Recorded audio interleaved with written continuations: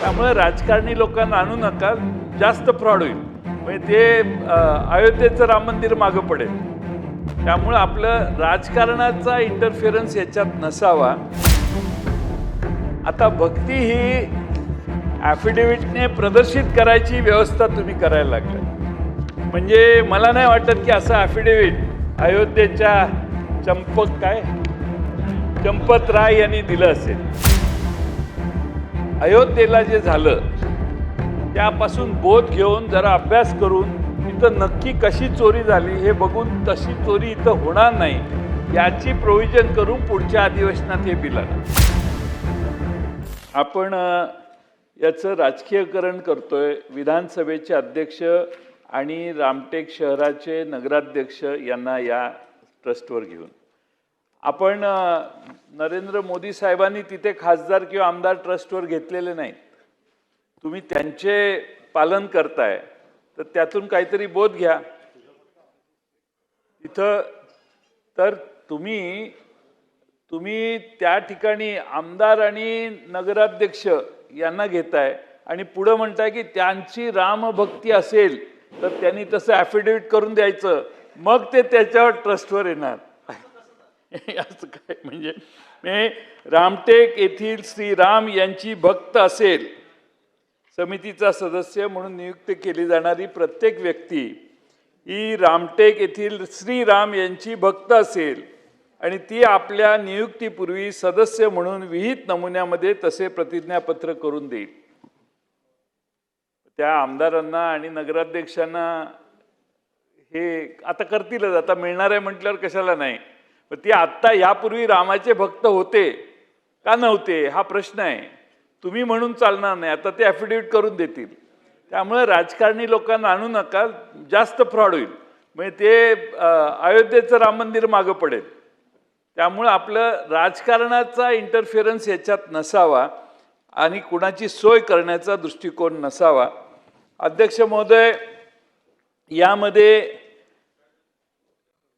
भत्ता सदस्यांना द्यायचा आहे तर असं लिहिलेलं आहे इथं की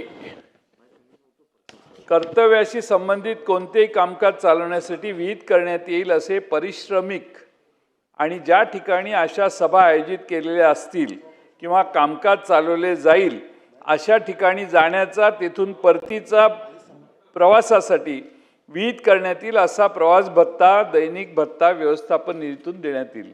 ही अट जरा काढा. देव तिथं आणि ह्यांनी बाहेर कशाला दौरे करायचे.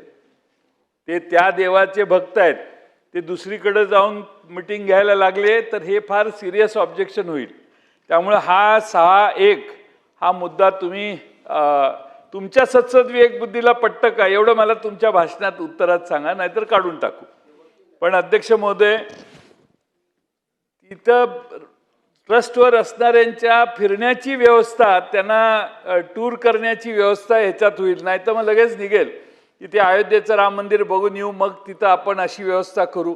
त्यासाठी माझं हे ऑब्जेक्शन आहे. अध्यक्ष महोदय, ती रामभक्ताचं ॲफिडेव्हिट करणं, आता भक्ती ही ॲफिडेव्हिटने प्रदर्शित करायची व्यवस्था तुम्ही करायला लागलाय. म्हणजे मला नाही वाटत की असं ॲफिडेव्हिट अयोध्येच्या चंपत राय यांनी दिलं असेल. असं दिलेलं नाही आहे. तुम्ही फोन करून उत्तराच्या आधी विचारून घ्या चंपत रायांना की असं काय ॲफिडेव्हिट केलं होतं का तुम्ही. ही अनिष्ट प्रथा तुम्ही भक्तांच्यावर आणताय. तुम्ही राम भक्त आहे, तो हनुमानाला पण मानत असेल, मग दुहेरी निष्ठेचा प्रश्न तयार होईल आणि प्रश्न तयार गंभीर होईल. ही दुहेरी निष्ठा सुरू झाली. हे राम का भी भक्त आहे और हनुमान का भी भक्त आहे.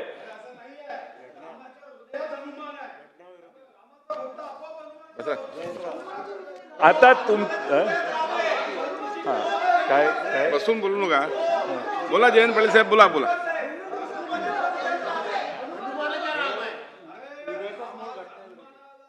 बोला पाटील साहेब, बोला.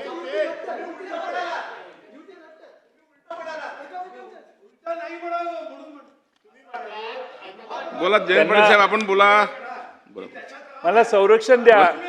बघा, या महादेवाचा सुधीर भाऊ, भक्त राम सुधीर भाऊ आता यांना महादेवाचा बोलू भक्त द्या, बोलू द्या. रामावर बोलूच शकत नाही असा आमचा दावा आहे. बोला बोला. हा महादेवाचा भक्त आहे, तो रामावर कसा बोलू शकतो?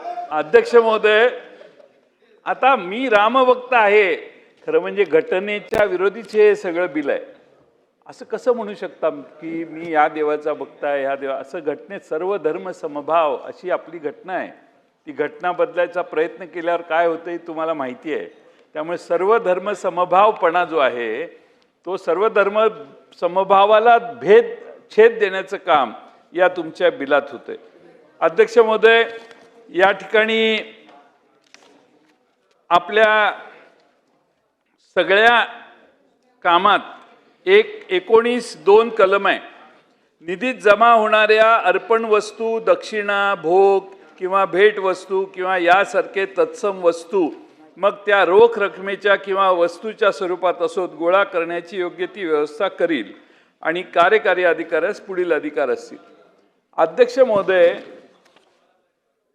अयोध्येला जे झालं त्यापासून बोध घेऊन जरा अभ्यास करून तिथं नक्की कशी चोरी झाली हे बघून तशी चोरी इथं होणार नाही याची प्रोव्हिजन करून पुढच्या अधिवेशनात हे बिल आणा. फुल प्रूफ अभ्यास केलाय. SITचा रिपोर्ट यायच्या आधी कसा केला तुम्ही अभ्यास? SITचा रिपोर्ट यायच्या आधी तुमचा अभ्यास झाला. हीच तर प्रॉब्लेम आहे सगळा. त्यामुळे अध्यक्ष महोदय, माझी विनंती आहे, आपणच आदेश द्या ना की हे बिल आणा, पण तिकडं कशी चोरी केली चोराने याचा अभ्यास करून तशी चोरी या रामटेकला होणार नाही याची व्यवस्था करण्याची प्रोव्हिजन असली पाहिजे. दानपेटीच्या समोर CCTV असला पाहिजे. दानपेटी उघडली की CCTV असला पाहिजे. जिथं पसरणार आहे दानपेटीचा सगळी नाणी नोटा वगैरे तिथं CCTV असला पाहिजे. आणि त्याची मोजणी करण्याच्या पद्धती याचं काहीच आपण याच्यात उल्लेख केला नाही.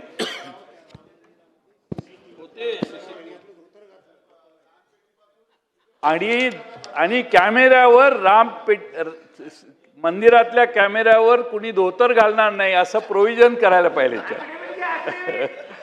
हे सगळं गंभीर आहे. त्यामुळे पुढं लिहिलंय, श्रीराम मंदिर देवस्थान विश्वस्त व्यवस्था निधी या नावाने संबोधला जाणारा स्वतःचा निधी असेल विश्वस्त व्यवस्थेकडे आणि तो निधी श्रीराम यांच्या नावाने निहित असेल. याचा अर्थ मला सांगा. श्रीराम यांच्या नावाने निहित असेल. निहित म्हणजे काय याचा अर्थ द्या. निहित हा शब्द जरा मराठी कमी आम्हाला येत असल्यामुळे जरा निहित म्हणजे काय ते एक स्पष्टीकरण द्यावं. आणि अध्यक्ष महोदय, पैसा, जड जवाहरे, सोने, चांदी, रत्ने, पात्रे, भांडी, वस्तू, देवस्थान विश्वस्त व्यवस्थेची इतर जंगम मालमत्ता जशी येईल, माझी सूचना आहे, जशी येईल तसे त्याच दिवशी रजिस्टरमध्ये आलं पाहिजे. त्याच दिवशी तुम्ही ते सगळं गोळा करून मग सोयीनं जर रजिस्टरमध्ये आणलं तर चोरी होण्याचा संभव आहे. आता राम मंदिरातही चोरी होऊ शकते हे अखिल भारताला आता मान्य झालेलं आहे. त्यामुळे इथं रामटेकच्या राम मंदिराला कुणी चोरी करू शकणार नाही याची व्यवस्था तुम्ही करावी एवढी विनंती करतो. सभागृहात जास्त वेळ आपला घ्यायचा नाही, पण आपण माझी विनंती अध्यक्ष महोदय की हे महत्त्वाचं बिल आहे. रामटेकचे आमदार, रामटेकचे नगराध्यक्ष 2 महिने थांबतील, पण अभ्यास करून SITचा रिपोर्ट आल्यानंतर अयोध्येला जी चोरी झाली ती पुन्हा रामटेकला होणार नाही. नाही तर पुढच्या अधिवेशनात परत आम्हाला हा विषय घ्यावा लागेल. अयोध्येचा विषय आम्ही घेत नाही.